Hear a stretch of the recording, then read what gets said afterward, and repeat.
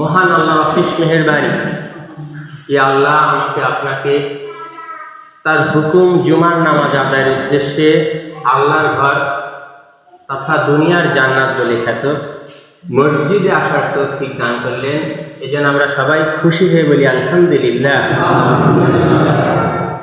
আমার অনুরোধ থাকবে 15-20 মিনিট যতক্ষণই কথা হয় আপনার চোখ আমার চোখের দিকে আর আপনার কান এতটাই খারাপ থাকবে যে আমি যা বলি সেটা আপনাকে শুনতে হবে। এখন এই যে আমি আলোচনা করব, আমার কাছে যদি মনে হয় যে না 5 মিনিট আলোচনা করার পর 10 মিনিট আলোচনা করার পর না আপনারা কেউ আমার ভাষা বুঝতেছেন না, আমি কি বলতেছি বুঝতেছেন না বা বিরক্ত বোধ করতেছেন, সমস্যা নাই, আলোচনা স্টপ, ঠিক আছে? আর প্রতিদিন হয়তো জুমার নামাজ যা পড়েন আলোচনা যদি ভালো লাগে বা কথায় কথা আসে 5 মিনিট 10 মিনিট দেরি হলে তো সমস্যা নাই, ঠিক আছে না? এখন ভাই কি সব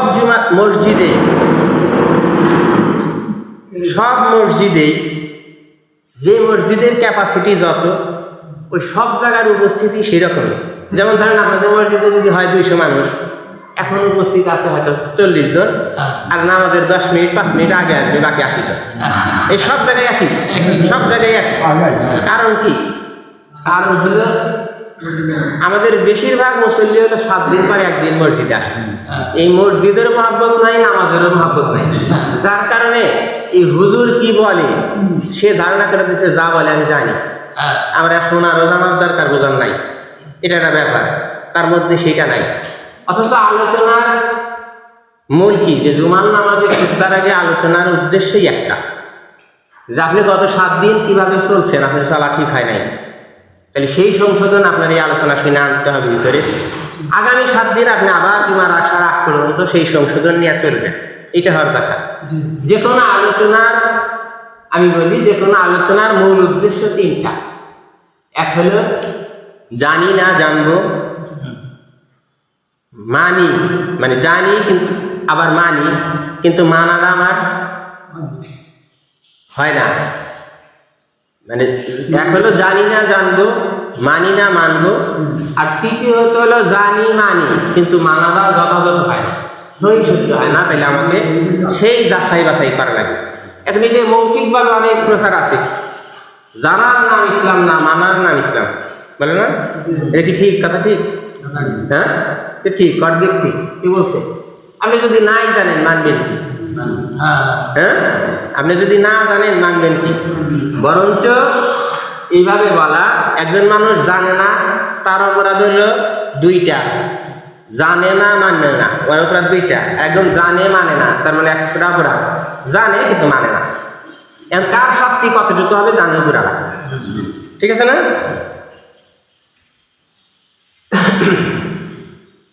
আমার আলোচনার বিষয় সহজে বাংলায়, যে জিততে চাই, আলোচনার বিষয় জিততে চাই, সাফল্য লাভ করতে চাই। আমরা এখানে যারা আছি সবাই জিততে চাই, কেউ হারতে চাই না। হারতে চাই কেউ না। এখন জেতাটা দুনিয়ার কি আখিরাত কি সেটা আলোচনায় আসবে। এখন এই মূল যে বিষয়, যে জেতা বা জিততে চাই, সাফল্য লাভ করতে চাই, তার জন্য কি শর্ত পালন করা লাগবে সেটা সময় আসবে কথা। তার আগে, এই মূল আলোচনার আগে আমি 2টা বিষয়ে, এই তাবলীগ জামাতের ভাইরা বিশেষ করে আলোচনায় বলে যে ঈমান না, একজন মানুষ সে যদি নিজেকে মুসলমান দাবি করে, মুমিন দাবি করে, তাহলে তার প্রথম এবং প্রধান শর্ত ঈমান আনা লাগে, ঠিক না? একদম মুসলমানের প্রথম এবং প্রধান পরিচয় তার ঈমান আনা লাগে। ঈমান আনার পর বাকি যে, যদি আমরা পরীক্ষার খাতার মতো বিবেচনা করি, সেটা হলে এরকম, একজন মুমিন মুসলমানকে এই ঈমানের পরীক্ষায় 100তে 100 পাওয়া লাগে। এর মধ্যে ওই যে বিজ্ঞাপনের ভাষায় বলে না যে 99% 99% না পাইলেও চলবে না। হ্যাঁ, আপনাকে ঈমানের পরীক্ষায় 100তে 100 পাওয়া লাগে, এর মধ্যে কোনো ছাড় নাই। আর বাকি যা আছে, যে নামাজ রোজা হজ যাকাত দান সবটা যত আমল আছে, সেইখানে কেউ যদি বলে যে আমি টাইনা 3300 পাই, তাতেও হয়তো তার পার পাওয়ার সম্ভাবনা আছে। কিন্তু ঈমানের পরীক্ষায় তাকে 100তে 100 পাওয়া লাগে। এখন ঈমান সম্পর্কে আমাদের স্বচ্ছ ধারণা কতটুকু, আমি দুইটা উদাহরণ দিয়ে বুঝাবো, সেটা যদি আপনি বুঝেন ভালো। কারণ হলো যে ঈমান এর মূল কি, আমি বলছি না দেখা জিনিস, অদৃশ্য জিনিস, এই মুখে বলা আর অন্তরে বিশ্বাস করার নাম হল ঈমান। এটা হল ঈমানের সাধারণ অর্থ। হ্যাঁ, আপনি অদৃশ্য জিনিস, যাই হোক, অদৃশ্য জিনিসকে আপনি মুখে বলা আর অন্তরে বিশ্বাস করার নাম হলো ঈমান। যেমন আল্লাহ একজন আছে অদৃশ্য, এইটা আপনি মুখে বলা রাখবেন আল্লাহ একজন আছে, এবং আমার আপনার দু চোখে যা সামনে হয়, যা কিছু দেখেন বা না দেখেন, সব আল্লাহর পক্ষ থেকে হয়। এইটা হলো অন্তরে একবারে 100% বিশ্বাস করার নাম হলো ঈমান। ঠিক আছে? এখন প্রশ্ন হচ্ছে যে এই ঈমান, আপনার যে ঈমান আছে এটা মুখেও বললেন, অন্তরেও বিশ্বাস করলেন, আপনাকে এইটা প্রমাণ দেওয়া লাগবে আমল দ্বারা।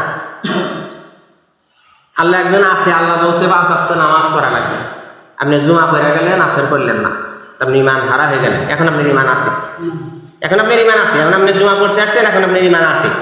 আপনি যদি এই আসরকে তো আটকা পারেন যে না করলাম না, তার মানে আপনি ঈমান নাই।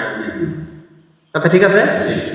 এখন হলে যে এইরকম আমরা বলি, আমি অনেকবার বলছি আমার মসজিদে, যে কোন একজন মানুষ মারা গেল রবিবার সোমবার, মারা যায় না, ওই মানুষটা সর্বশেষ হয়তো জুমার নামাজ পড়ছিল। একবারে কড়া ভাষায় যদি বলি, ওই মানুষটা রবিবার সোমবারে মারা গেছে, সেই মানুষটা মুসলমান হিসাবে মারা গেল না কি হিসাবে মারা গেল একমাত্র উপরালাই জানে। এখন আমাদের সিস্টেম অনুযায়ী বাপদাদা মুসলমান, প্রতিবেশী মুসলমান, সেই অনুযায়ী ইসলামের যে ফর্মালিটি তা যথাযথভাবে গোসল করানো হবে, দাফন করা হবে, সব করা হবে, কিন্তু সেই মানুষটা কি পরিচয়ে মারা গেল একমাত্র আল্লাহ জানে। তাহলে ঈমানের যে পাঠা, আমার আপনার ঈমান কি সেটা বোঝা লাগবে। ঈমানের মানে পরীক্ষায় 100তে 100 পাওয়া লাগে। এখন ঈমানের উদাহরণ যদি দেই এইভাবে, এই যে অনেক সময় আমরা শুনি না বাসে ট্রেনে কাটা পড়ে মানুষ মারা যায়, মারা যায় তো। এখন পাগল মারা যায় সেটা নিয়ে কোনো কথা নাই, ভালো মানুষ মারা যায়। ট্রেন এত বড় একটা জিনিস আসতেছে, সে দেখে না, বাস ট্রাক এত বড় একটা জিনিস আসতেছে, রাস্তা পার হইতে যা মারা যায় কেন? মারা যায় কেন? মারা যায় হলে ওই মানুষটা তার চোখ দিয়ে দেখে ট্রেন এতটা দূরে আছে, বাস এতটা দূরে আছে, সে মনে করে এই 7-5 জায়গা মানায় সে পার হইতে পারবে, দেখে না, পার হইতে পারবে। এই বিশ্বাস আছে যে ট্রেন কত দূরে, আমি তো এই 1-আধা মিনিটের মধ্যে পার হয়ে যাবো। আসলে আল্লাহর নির্দেশে আজরাইল আলাইহিস সালাম তাকে দেখায় ট্রেন অনেকটা দূরে, আসলে ট্রেন এতটা কাছে। ঠিক আছে? আপনি যদি বিশ্বাস করেন এই ক্ষমতা যার, তিনি আল্লাহ আর আমি সেই আল্লাহর বান্দা, তাহলে এইটা হলো আমার ঈমান। ক্লিয়ার? আর একটা ঈমানের উদাহরণ হলো এরকম, আপনি এখন অনেক সুস্থ, সামর্থ্য, শক্তি নিয়ে আছেন, আমি আপনি এখানে কেউ গ্যারান্টি দিয়ে বলতে পারবো না আগামীকাল আমার কি অপেক্ষা করতেছে। আগামীকাল আমার এমন একটা অসুস্থতা, এমন একটা অবস্থা হতে পারে, এই সিরাজগঞ্জ সদর হাসপাতালে কাজ হবে না, যাবে ঢাকায়, সেখানে বলবে আপনার বাঁচবেন না 2-3 মাস। এই আপনার এই অসুস্থতায় যে রূপান্তরিত করতে পারে, তিনি সেই আল্লাহ, আমরা তাকে বিশ্বাস করার নাম হলো ঈমান। এখন আপনি আপনাকে প্রশ্ন করেন যে আপনার ঈমান কতটা শক্তিশালী আর আপনার ঈমান কতটা দুর্বল। হ্যাঁ, আপনি কি মুখেই খালি বিশ্বাস করেন যে আল্লাহ একজন আছে, না আমি আমার আপনার আল্লাহর কাজ করা উচিত? তাহলে কি বোঝা যাচ্ছে? আর একটা বিষয় যেটা হলো, আমরা বলি এই যে শুরুতেই বলে নিচ্ছে আলহামদুলিল্লাহ। আলহামদুলিল্লাহ কি? শুকরিয়া, নাকি আল্লাহর প্রতি সন্তুষ্ট। এই শুকরিয়ার আমি 2টা উদাহরণ দিচ্ছি, তারপরে আমি আমার মূল আলোচনায় যাচ্ছি। এখন শুকরিয়া এই যে বলছে না, যখন আমরা জুমার নামাজ আসছি, আমার আপনার যদি হায়াত আর মাত্র 20-25 মিনিট থাকে, ধরে নেন 20-25 মিনিট আর আপনার হায়াত যদি থাকে, তাহলে আমার আপনার দ্বারা এই জুমার নামাজ আদায় করা সম্ভব হবে। আল্লাহ না করুক আসর নামাজের আগে আমার আপনার যদি কারো মৃত্যু হয়, সর্বশেষ জুমার নামাজ আদায় হিসাবে এইটা আমার মাফ করার জন্য অনেক বড় একটা কারণ হতে পারে, উসিলা হতে পারে, পারে না? তাহলে এইটা একটা শুকরিয়া করা দরকার না? এই জন্য আবারও বলেন আলহামদুলিল্লাহ। এখন শুকরিয়া হলো সর্বোত্তম আমল। মানুষের যত আমল করে তার মধ্যে শুকরিয়া হলো সর্বোত্তম আমল, সর্বশ্রেষ্ঠ আমল। এই শুকরিয়া করার চেয়ে আর বড় আমল নাই। এখন শুকরিয়া প্রকাশ করবেন কিভাবে? শুকরিয়া কি? শুকরিয়া হলো সর্বোচ্চ শুকরিয়া কি? আপনি যে অবস্থায় আছেন, যে অবস্থায় আছেন, আমরা যদি এইরকম না বলি আছি আলহামদুলিল্লাহ, হ্যাঁ না? আমরা এইভাবে বলি না আছি আলহামদুলিল্লাহ, না এরকম না ভাই। আমি আলহামদুলিল্লাহ বলার অর্থ হলো আমি যে অবস্থায় আছি আমার মনে মনে এতটাই তৃপ্তি, এতটাই খুশি, আমার অন্তরে এতটাই খুশি, আমি অনেক এর চেয়ে ভালো আছি, আমার এর চেয়েও খারাপ হওয়া থাকতে পারতাম আমি। এই যে আমি মনদের চেয়ে অনেকের চেয়ে ভালো আছি, এইটা হলো স্বীকার করা, হলো শুকরিয়া। সর্বোচ্চ শুকরিয়া হলো আমি তার চেয়ে ভালো আছি। এখন আমি আপনার চেয়ে কত ভালো আছে এই বুঝবেন কেন? কোন একজন মানুষ আমি যদি মনে করেন আমি ঠান্ডা খালি পায়ে হাঁটতে পারতেছি না, সে মানুষটা আক্ষেপ আফসোস করে আমার জুতা নাই, হ্যাঁ না? এরকম আক্ষেপ আফসোস করতেছে আমার জুতা নাই। ওই মানুষটা রাস্তায় বাইরে যা দেখলো যে একজন এর দুইটা পাই নাই, কিন্তু সে শুকরিয়া করতেছে, আল্লাহ তোমার কাছে শুকরিয়ার ভাষা নাই, আমি এখনো বেঁচে আছি। আমি এখনো বেঁচে আছি। তাহলে আপনি ওই যার দুইটা পা নাই, আপনার জুতা নিয়ে আক্ষেপ আফসোস করার সুযোগ আছে? তার তো দুইটা পা নাই, আপনি পা আছে দুইটা, আপনি কেন আফসোস করবেন? হ্যাঁ, একজন মানুষ যদি এরকম বলে যে ভাই আমার ছোট্ট একটা ঘর, 2-3টা বাচ্চা নিয়ে আমি অনেক কষ্টে থাকি, আমার শুকরিয়াটা আসে না, আমি শুকরিয়া করবো কিভাবে? বলে না আচ্ছা এরকম না, আপনাকে শুকরিয়া করা লাগবে। কেন করা লাগবে জানেন? আপনি অনেক হাজার হাজার কোটি কোটি টাকার মানুষ, তার একটা সন্তান হয় না, আপনি তার চেয়ে কত বড় সম্পদশালী আপনি জানেন? হ্যাঁ, আপনি তার চেয়ে কত বেশি মানে শক্তিশালী অবস্থায় আছেন। তার মানে হলো আমি আপনি যে অবস্থায় আছি, শুধু এইটা মনে করা আমার পরিণতি এর চেয়ে খারাপ হইতে পারে, আমার পরিণতি এর চেয়ে খারাপ হইতে পারে, এইটা মনে হইলেই আপনার মনে হবে আমি ভালো আছি। আর এই ভালো থাকা, এই তৃপ্তি হওয়াটাই হলো খুশি বা শুকরিয়া। ঠিক আছে না? তাহলে আমি কিন্তু এই দুইটা জিনিস বললাম, ইমান নিয়ে দুইটা বলছি আর শুকরিয়া নিয়ে দুইটা বলছি। এখন আমি মূল আলোচনায় আসি যে আমার আলোচনার বিষয় যেতে চাই বা সাফল্য লাভ করতে চাই। এখন হলো প্রশ্ন হলো যে জেতা কোনটা? এক হলো দুনিয়ার জেতা আর এক হলো পরকালের জেতা। আমাদের জিন্দিগি তো দুইটা, এক হলো ইহকাল, এক হলো পরকাল। এখন আমি আমার চিন্তা গবেষণায় বলছি, কেউ যদি দুনিয়ায় জিততে না পারে সে পরকালেও জিতবে না। দুনিয়ায় জিততে হবে, দুনিয়ায় জিততে হবে। আর দুনিয়ায় জেতা যদি এইরকম হয় যে আমার এত এত বাড়ি গাড়ি ধন সম্পদ, এইটা জেতা না। জেতা হলে এইটা আপনাকে কেউ মিথ্যাবাদী বলে না, আপনি জিতছেন। ঠিক আছে কথা? আপনাকে কেউ মিথ্যাবাদী বলে না, আপনি জিতছেন। আপনি কখনোই অদাবার খেলাপ করেন না, তার মানে আপনি জিতছেন। আপনি হারাম স্পর্শ করতে পারেন না, আপনি জিতছেন। আপনি ন্যায় প্রতিষ্ঠার জন্য আপনার চেষ্টার কোনো ত্রুটি নাই, তার মানে আপনি জিতছেন। কথা তো এইখানেই অনেক শেষ, আর কি লাগে? আপনি হারাম থেকে বেঁচে আছেন, মিথ্যা থেকে বেঁচে আছেন, হ্যাঁ, জবান দেওয়ার ব্যাপারে খুব সাবধান, আপনার তো জেতার দুনিয়া হয়ে গেল। এখন এই যে তার জিততে চাওয়া মানে আপনি অনেক কষ্ট করে ত্যাগ করে দুনিয়াটাই তো ত্যাগ। একজন মুমিন মুসলমানের জন্য দুনিয়া হবে জেলখানা, কারাগার। জেলখানা কারাগার কি আরামের জায়গা নাকি? না, আরামের জায়গা। এখন এই কাজ করা, যে মানুষটা মিথ্যা বলে না সে জানে সত্যের কত মজা, যে মানুষটা হারাম স্পর্শ করে না সে জানে হালালের কত মজা। হ্যাঁ, যে কথা দিয়ে কথা রাখে, কথা রাখতে পারার পর তার তৃপ্তি আনন্দ কত, সে কতটা জানে। একজন মানুষের 5 ওয়াক্ত নামাজ পড়ার কথা, নামাজ পড়ার পর 5 ওয়াক্ত নামাজে পড়ার পর তার তৃপ্তি, তার আনন্দ, ভালো লাগা সে জানে। যে পারে না সে ফিল করতে পারবে না। ঠিক আছে না? তাহলে আমাকে দুনিয়ায় জিততে হবে। এখন দুনিয়ায় জিততে হইলে দুনিয়ায় কেন জেতা লাগবে? আমার মূল টার্গেট হবে পরকাল। আমার মূল টার্গেট হলো পরকাল। আমার এই দুনিয়া হলো হায়াতের যে জিন্দিগি মাত্র 50-60-100 বছর খুবই, আর পরকালের যে জিন্দিগি জাস্ট খালি তার শুরু আছে, শেষ নাই। তাহলে সেই অনাদি অনন্তকালের জন্য জিততে হলে আমাকে কি করতে হবে? আমরা একটু কোরআনের দিকে যাই। সেটা হলো আউযু বিল্লাহি মিনাশ শাইতানির রাজিম, বিসমিল্লাহির রহমানির রহিম। কদ আফলাহা মান তাযাক্কা ওয়া যাকারা ইসমা রাব্বিহি ফাসাল্লা।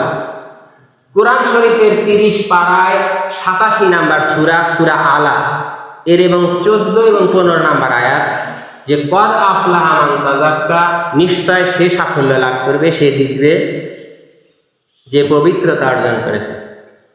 ওয়া যাকারা আসমা রাব্বিহি ফাসাল্লা, যে আল্লাহকে স্মরণ করে এবং নামাজ আদায় করে। ঠিক আছে, তাহলে এইখানে যেটা বলা যে নিশ্চয় সে সাফল্য লাভ করবে, সে জিতবে। শর্ত কি? তিনটা শর্ত হইলে সে জিতবে। এক হলো যে কদ আফলাহা মান তাযাক্কা, নিশ্চয় সে যে পবিত্রতা অর্জন করেছে। প্রথম শর্ত হলো পবিত্রতা অর্জন। এখন পবিত্রতা বলতে কি? এই লাইফ বয় লাখ সাবান দিয়ে গোসল করা পবিত্রতা না? এটাও না, আমি মাথা ঝুঁকাইলাম না, এটাও পবিত্রতার অংশ। আপনি যে গোসল করে আসছেন না নামাজে, এটা পবিত্রতার অংশ, অবশ্যই পবিত্রতা। আপনার শরীর পাক পবিত্র হওয়া লাগবে তো, তার জন্য সাবান শ্যাম্পু জরুরি, এটা পবিত্র। এখন পবিত্রতা হলো নিজের আত্মাকে, নিজের মনকে এই নোংরা আচরণ থেকে বিরত করা, নিজের আত্মাকে কোনো অবস্থাতেই আল্লাহর সাথে কাউকে শরীক করবে না, তার নাম পবিত্রতা। আমার অন্তরে, আমার মনে অনেক পাপের খাইশ, সেইটাকে দমন করার নাম হলো পবিত্রতা। ঠিক আছে, তাহলে এই পবিত্রতায় আমরা কয়জন পবিত্র? আমার অন্তরে পাপের খাইশ, আমি পাপ করি না, আমার অন্তরে অনেক পাপের ইচ্ছা হয় কিন্তু আমি আল্লাহর ভয়ে পাপ করি না। বুঝতে হচ্ছে কথা কি না? ঠিক আছে, তাহলে পবিত্রতা একটা গেল।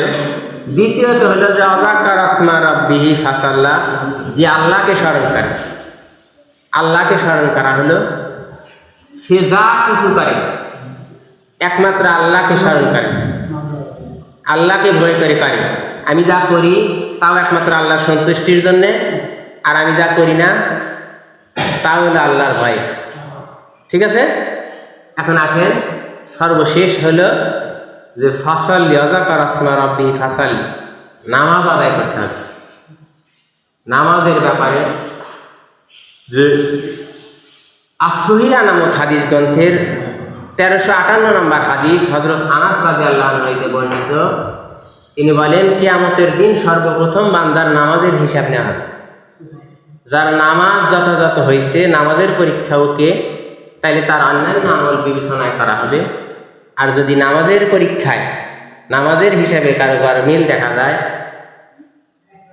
ঠিকঠাক নাই, তাহলে আর অন্যান্য আমল বিবেচনা করার দরকার হবে। এখন এই নামাজ কি? যে একজন মানুষ ধরেন সমুদ্রের অথই সাগরে ভাসতেছে, শুধু তার এই থুতনিটুক জায়গা আছে, তার দিকে তাকায় অনেক তুচ্ছ দেখতে পারতেছে না, বাড়ি ঘর কোনো চিহ্ন নাই, কিন্তু এতটুকু সে অনুমান করতে পারতেছে যে এখন এই নামাজের রক্ত। ওই অবস্থায় তাকে নামাজ আদায় করা লাগবে। তার মানে কি? কোনো অবস্থাতেই নামাজ ছাড় দেওয়ার, নামাজ বাদ দেওয়ার কোনো সুযোগ নাই। আর এইরকম পরিষ্কার ভাবে বলা আছে, একজন মুসলমান যদি ইচ্ছাকৃতভাবে একত্র নামাজ কাজা করে দেয়, সেরে যায়, সেই ইসলাম থেকে খারিজ হয়ে যায়, অর্থাৎ বাহির হয়ে যায়। এটা কত পারা কথা। আমরা সেই নামাজ কয়ক্ত করি, কয়ক্ত করি না। নামাজের ব্যাপারে আমার খুবই যত্নবান হওয়া লাগে।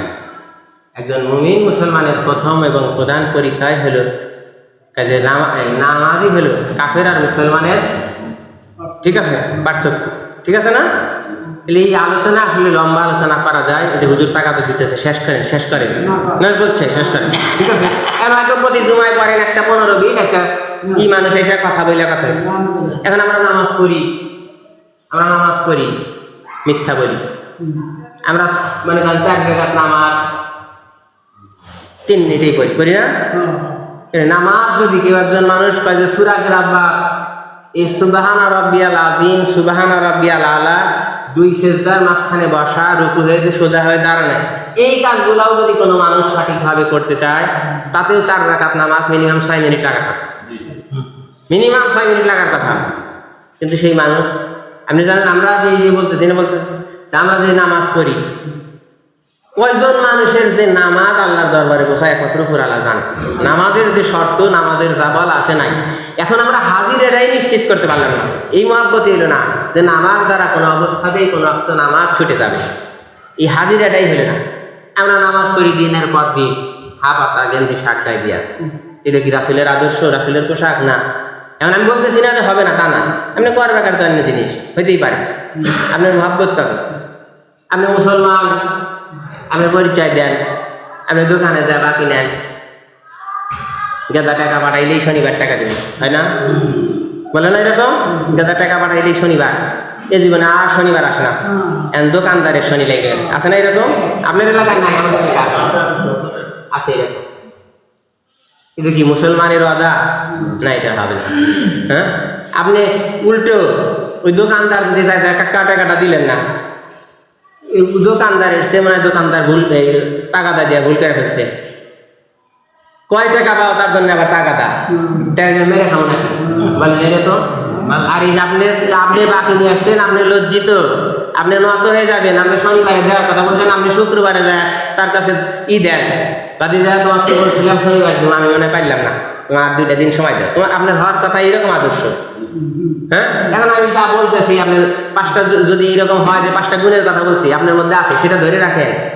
আর আমি যদি যা বলছি তার মধ্যে যদি 5টা দোষের কথা থাকে, যেটা আপনার দোষ, তাহলে আপনাকে এটা পরিহার করা লাগবে, সংশোধন হওয়া লাগবে। নাকি আপনার সাথে আমার শত্রুতা আছে? আমার বাড়ির সারাটি আমি কালিয়াবাড়ি ঘুরাই, আপনার একটা বিবাদ করা কি দরকার আছে? যাওয়া করা, হ্যাঁ, ঠিক আছে না?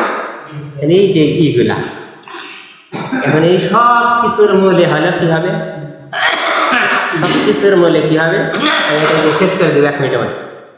তোমার বুকে রাখো আল্লাহরই ভয়, আসবে না কোনোদিন কোনো পরাজয়, আসবে না কোনোদিন কোনো পরাজয়। তোমার বুকে রাখো আল্লাহরই ভয়, আসবে না কোনোদিন কোনো পরাজয়, আসবে না কোনোদিন কোনো পরাজয়। হালাল হারাম জেনে সরল সত্য মেনে, নিষিদ্ধ সব ছেড়ে উঠুক জীবন বেড়ে, যাবে তুমি জান্নাতে যা ছিল স্বপ্নময়। তোমার বুকে রাখো আল্লাহরই ভয়, আসবে না কোনোদিন কোনো পরাজয়, আসবে না কোনোদিন কোনো পরাজয়। আমি 20 মিনিট আলোচনা করছি, শেষ কথাই সব কথা। আপনি যদি জিততে চান, আপনার আল্লাহর ভয় কতটুকু, সেই হলো আপনার জেতা। আপনার জেতাও আপনার কাছে, আপনার হারাও আপনার কাছে।